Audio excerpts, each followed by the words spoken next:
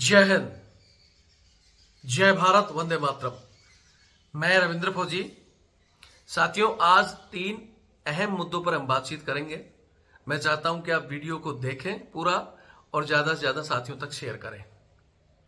पहला मुद्दा, जो सैनिकों के साथ आए दिन मारपीट हो रही है, ऑन ड्यूटी सैनिक और रिटायरमेंट सैनिकों के साथ, उस विषय पर हम चर्चा करेंगे। दूसरा, पे कमीशन आने वाला है और पे कमीशन में एक बार फिर ओआरएस रैंक के साथ भेदभाव होगी, खासकर एमएसपी जैसे मुद्दों पर, जो सबसे कम एमएसपी जवान जैसियों को दी जाती है और सबसे ज्यादा जोखिम जवान जैसे उठाते हैं। इसके अलावा एक तीसरा मुद्दा, अगर हमें पे कमीशन में अपना हक चाहिए तो तीसरा अहम मुद्दा है हमारे साथ जो वर्तमान हमारे सैनिक हैं, उनके साथ वहां अन्याय, अत्याचार, शोषण जो हो रहा है, चाहे ये सहायक प्रथा को लेकर हो, चाहे उनके 10 नंबर फार्म भरने जैसे घृणित काम हो, ये अंग्रेजों के काले कानून आज भी जो सेना में चल रहे हैं, और हमारे को हमारी रैंक की अहमियत वहां जो गिराई जा रही है, एक हवलदार का जो स्टैंडर्ड, एक जेसीओ साहब का जो स्टैंडर्ड है, उससे हटाकर हमें निचले दर्जे के जो काम कराए जाते हैं, जिससे कहीं ना कहीं हमारी वर्दी का सम्मान गिर रहा है, और उसी सम्मान के कारण हमें हमारा पे कमीशन में एमएनएस से भी कम आपको एमएसपी दी जाती है। तो इन 3 मुद्दों की लड़ाई हम लड़ना चाहते हैं। हम इसके अलग अलग स्टेज में काम करेंगे। पहले स्टेज में हमारे देश में जितनी भी एक्स सर्विसमैन लीग हैं, कमेटियां हैं जो बनी हुई हैं, उन सब के हम लेटर प्राप्त करेंगे और उन सब का एक एक प्रतिनिधि लेकर हम रक्षा मंत्री और प्रधानमंत्री जी से मुलाकात करेंगे। और फिर अगर वो हमारी बात को नहीं मानते हैं तो हम इन मुद्दों को लेकर कोर्ट में जाएंगे। आगे की क्या रणनीति होगी, किस प्रकार हम लड़ाई करना चाहेंगे, अगर कोर्ट भी हमारी नहीं सुनता, रक्षा मंत्री, प्रधानमंत्री जी भी हमारा नहीं सुनता, तो हम और क्या रणनीति अपना सकते हैं। हम अपनी खुद की ऐसी टीम खड़ी करेंगे जो इन मुद्दों के लिए कहीं ना कहीं फेस टू फेस लड़ाई लड़े। सबसे पहले आगे के वीडियो दिखाने से पहले मैं पूछना चाहता हूं, क्या ये मुद्दे आपको सही लगते हैं? अगर सही लगते हैं तो इसके लिए हम एक कमेटी बना रहे हैं, जिसमें जवान, जेसीओ और हमारे अधिकारी, जिनको लगता है कि ये तीनों मुद्दे सही हैं, तो वो शामिल हो सकते हैं। ये मेरा नंबर है 8290354513 8290354513। ये मेरा कॉलिंग और व्हाट्सएप से जुड़ा हुआ है। आप अपने नाम के यहाँ मेरे को इस कमेटी में शामिल करो। हम रक्षा मंत्री जी से मिलने की बात हो या प्रधानमंत्री जी से मिलने की बात हो या कोर्ट में जाने की बात हो, हम जाएंगे तो वो लोग इसमें अपना नाम गाम लिखाएं।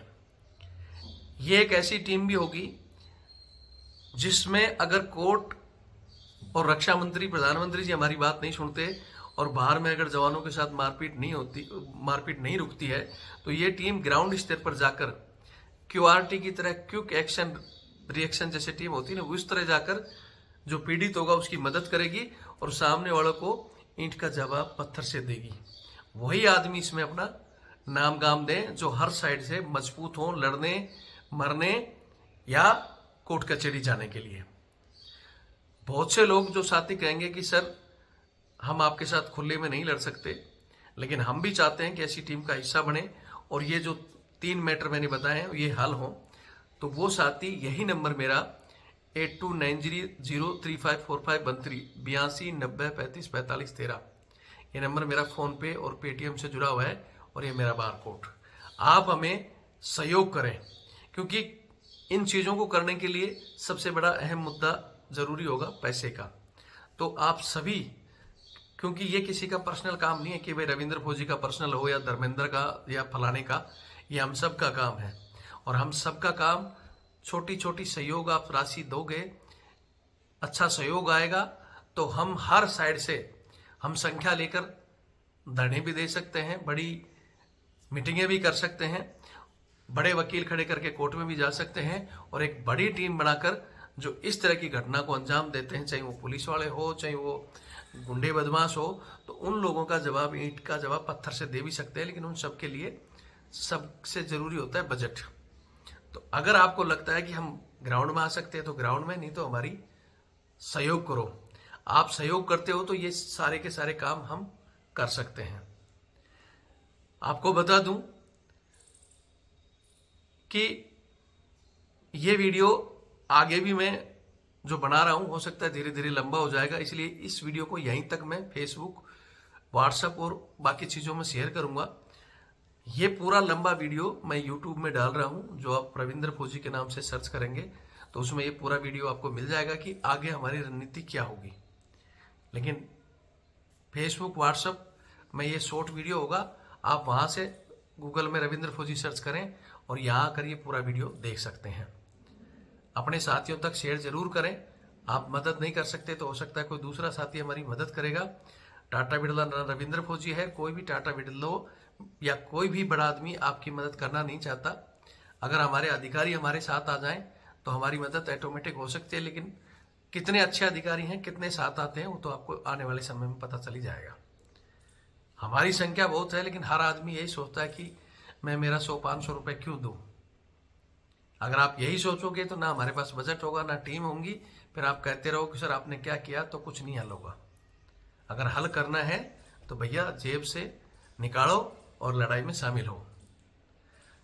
अब ये वीडियो यहाँ से आगे मैं जो मेरी यूट्यूब चैनल है उसमें एक बार फिर पूरा डाल दूंगा।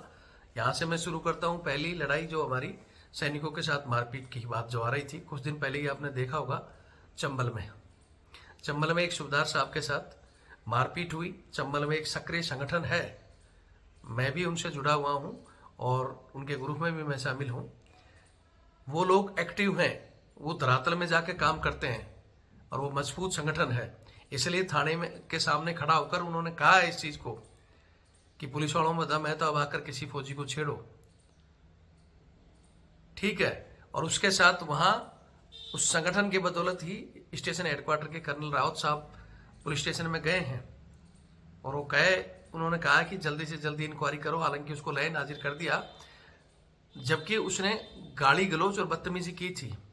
लेकिन अगर यही हम रक्षा मंत्री जी से कहें कि अगर हमारी सेना की टीम जब बाढ़ आती है, भूकंप आता है, तो आप सेना को खुली छूट देते हो, सेना को आगे कर देते हो। तो इसी तरह अगर कोई सैनिक के साथ मारपीट करता है तो सेना, जिस तरह अगर पुलिस के साथ कोई करता है तो पुलिस उसको उठाकर पूछताछ करती है, तो सेना को भी अधिकार दे कि इस तरह कोई करता है तो उसको उठाकर सेना पूछताछ करे।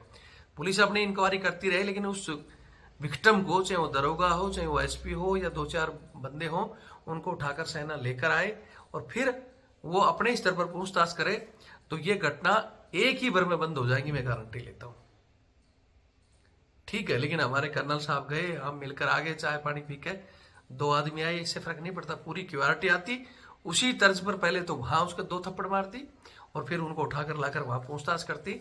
भविष्य में किसी की हिम्मत नहीं होती कि कोई किसी को मार दे। या तो ये हो, या तो सेना हस्तक्षेप करे, सेना के अधिकारी हस्तक्षेप करें, लेकिन वो जब करेंगे जब रक्षा मंत्री और सरकार के ऑर्डर हो।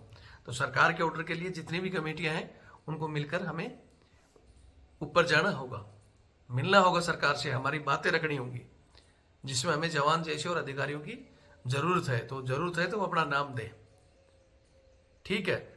दूसरी बात जो मैंने कही पे कमीशन वाली, पे कमीशन में जब तक हमारा कोई नुमाइंदा रहता नहीं वहां जवान जेसीओ का, हालांकि अच्छे बहुत से अधिकारी हैं जो हमारी आवाज भी उठाते हैं, लेकिन आवाज उठाने के बाद कुछ बढ़ता क्यों नहीं है, क्यों ये डिफरेंट है। एमएनएस ऐसा कौन सा काम कर रही है कि हमारे से ज्यादा उनको दिया जाता है, हमारे से 2 गुना एमएनएस को और उससे हमारे से 3 गुना अफसर को, क्यों ऐसा कौन सा जोखिम लेकर वो चल रहे हैं।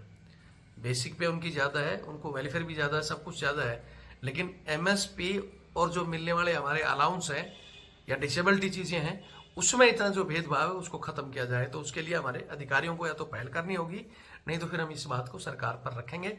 उसके लिए हमारे सभी संगठन अगर लेटर दें, उनका एक एक प्रतिनिधित्व हमारे साथ चलने के लिए तैयार हो, तो हम रक्षा मंत्री जी और प्रधानमंत्री जी से समय मांगेंगे। वो नहीं देते हैं तो फिर हम कोर्ट की तरफ मूव करेंगे। वो चीजें मैंने आपको ऑलरेडी बताई दी है। तीसरा फेस हमारे सेना के अंदर का, ये हमारे अधिकारियों को भी समझना होगा, हमारे जवानों को भी।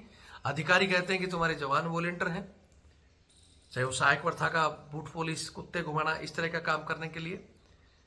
लेकिन हम ये कहते हैं कि वॉलेंटियर की संख्या तो कुछ हो सकता है एक आधी हो, बोलते हैं फील्ड में जाने के लिए डरता है, जिसने फौज में भर्ती हो गया शायद ही कोई हो जो डरता होगा, हो सकता है हजारों में कोई एक दो होगा। लेकिन आप बाकियों से जबरदस्ती भी काम कराते हो, नहीं करता है उसका 10 नंबर भी भर देते हो। तो ऐसे मुद्दों के लेकर या तो हमारी सेनाध्यक्ष जी से हम मीटिंग करें और उन पर डिस्कस करें कि इन कानूनों को आप बदलो। अगर कोई वास्तव में पागल है, उसका परिवार कहता है तो एमएच में नहीं तो सिविल में उसका इलाज होगा। लेकिन यहाँ तो सीओ जबरदस्ती किसी का भर देता है, नहीं वही डॉक्टर करेगा, डॉक्टर बोलेगा फिट है, नहीं इसका भर दो तो भर दो। ये काले जो कानून है अंग्रेजों के समय की चीज है, इनको या तो सेना अध्यक्ष खुद सेना बैठकर अपनी टीमें तैयार करके करे, नहीं तो इस मैटर को लेकर हम कोर्ट में जाएंगे। तो उसके लिए भी हमारे को जितनी भी कमेटियां हैं, जितने भी संगठन हैं, उनके लेटर, या तो आप कहोगे अकेले मैं डाल दूं तो मैं एक अकेला पीएल डाल दूंगा, लेकिन मैं चाहता हूं कि सभी संगठनों से लेकर संगठनों के नाम से एक संयुक्त मोर्चा बनाकर उसके नाम से हम इस केस को डालें। पागल वाले और दूसरा 10 नंबर वाला और दूसरा सहायक वाला, ये सबसे बड़ा एक बदनुमा दाग है फौजियों की वर्दी पर। आपने कई बार बाहर भी सुना होगा, दुश्मन देश भी बोल चुका है कि भारत की आधी ज्यादा फौज कुत्ता घुमा रही है। तो ये दाग किस पर लग रहा है? जो मर्जी से जा रहा है या मेरा जैसा नहीं जाना चाहता, दाग तो सबके ऊपर है। तो मैं हमारे अधिकारियों से कहूंगा या तो आप स्वयं इस पहल को करें, आप नाम बदलकर उल्टे सीधे चीजें बदलकर इसको छोड़ना नहीं चाहते। अगर आपको रखना है तो हम सरकार से गुजारिश करेंगे कि वो सहायक के तौर पर आप भर्ती कर लो अलग से, और वो नॉन कम्बाट हो जिस तरह एयरफोर्स में है, उनको कम्बाट या वर्दी पहनने का अधिकार नहीं हो। वो सिविल ड्रेस में रह के आपकी निजी सेवा के लिए भर्ती हो, निजी सेवाएं कराओ, और जो ऑथराइजेशन है उसी के हिसाब से रखो। अब बाकी किसी जीडी पर्सन बोले जनरल ड्यूटी है, जनरल ड्यूटी में सब चीज लागू है, ऐसा नहीं है। बड्डी के नाम पर आपको बड्डी रखना है तो भैया अधिकारी का बड्डी रहे, जेसीओ का और जवान का रहे। और अगर आपस में भी रहना है तो बड्डी साहब फील्ड में है और मैम साहब पीस में है, उनके पास भी बड्डी जाए, वो गलत है, वो चीजें नहीं होंगी। और मैं फिर भी कह रहा हूं, अगर आपको भाई आपकी पावर और आपके रुतबे को देखते हुए आपको चाहिए तो अलग से उसकी भर्ती, जब बाकी ट्रेड भर्ती हो सकते हैं, टेलर, कुक और अदर बहुत सारे ट्रेड है, वाशरमैन, जितने भी हो सकते हैं, तो फिर एक सहायक ट्रेड से भी भर्ती कर लो और ऑथराइजेशन के अनुसार आप रखो। या तो इस चीज को जनरल साहब तय करें, नहीं तो इस चीज को हम रक्षा मंत्री जी, प्रधानमंत्री के सामने भी रखेंगे, और दूसरा नहीं मानोगे तो कोर्ट के मुद्दे पर भी रखेंगे, और फिर संगठित होकर इसका कुछ अलग से हल निकालेंगे। मैं हमारे जवानों को कहना चाहता हूं कि ये चीजें अगर हल होंगी कि हमारे रैंक की वैल्यू फॉरेन कंट्री के अंदर जो एक एनसीओ रैंक की जो वैल्यू होती है वो वैल्यू ना कराकर वैल्यू गिराई हुई है, या तो एक हौलदार को ऑर्डर दे देते हैं कि सहायक चला जा, नायक को भेज देते हैं, एक जेसीओ साहब घास काटने लग जाते हैं, चूनागिरू करने लग जाते हैं। तो वो हमने अपने रैंक की वैल्यू आपकी एसओपी जो बनी हुई है, आपको जो लागू है जूनियर ऑफिसर की तरह, जेसीओ बोलते हैं ना, जूनियर अधिकारी, एनसीओ नॉन कमीशन अफसर, अगर आपने उनको बनाया है तो उनको उसी दर्जे का काम लो, ना कि उनको सिपाही रंगरूट वाला काम कराते हो। तो फिर वो रंगरूट वाले की तरह ही आपको सबसे निचले दर्जे की एमएसपी, मिलने वाले अलाउंस भी सबसे कम, ये भेदभाव और डिफरेंट करते हैं। अभी सुनने में आ रहा है कि भाई जेसीओ को बढ़ा देंगे, जवान की नहीं बढ़ाएंगे, तो ये डिवाइड एंड रूल को हम नहीं होने देंगे किसी भी तरह। अगर आप सहमत हो तो हमारे इससे जुड़ो।